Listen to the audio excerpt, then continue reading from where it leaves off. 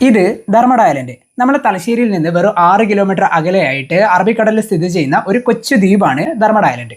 ധർമ്മട beach സന്ദർശിച്ചു കഴിഞ്ഞാൽ ബീച്ചിൽ നിന്ന് വെറും 100 മീറ്റർ മാറിയിട്ട് ഈ ഒരു ദ്വീപിനെ കാണാൻ സാധിക്കും.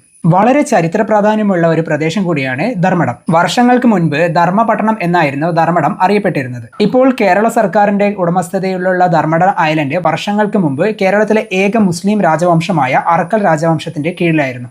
ഇതേ അറക്കൽ രാജവംശത്തിന്റെ കീഴിലായിരുന്നു ലക്ഷദ്വീപും.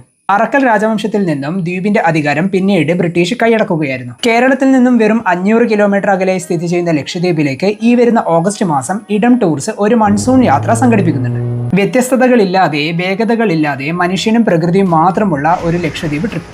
ഓഗസ്റ്റ് 11 മുതൽ 14 വരെയാണ് ഈ ഒരു യാത്ര നടക്കുന്നത്.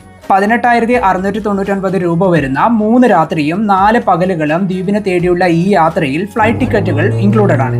പിന്നെ ബഡ്ജറ്റാണ് പ്രശ്നമെങ്കിൽ ഇടത്തിൽ നോ കോസ്റ്റ് EMI ഓപ്ഷനും അവൈലബിൾ ആണ്.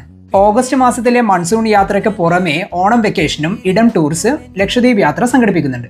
ഈ യാത്രകളെ പറ്റിയിട്ടുള്ള കൂടുതൽ വിവരങ്ങൾ ഞാൻ വീഡിയോ ഡിസ്ക്രിപ്ഷനിൽ കൊടുക്കുന്നുണ്ട്. എന്തെങ്കിലും ഡൗട്ട് ഉണ്ടെങ്കിൽ നേരിട്ട് കോൺടാക്ട് ചെയ്യാവുന്നതാണ്. അപ്പോൾ പുതിയ വീഡിയോ ആയിട്ട് വീണ്ടും കാണാം. അതുവരെ ബൈ.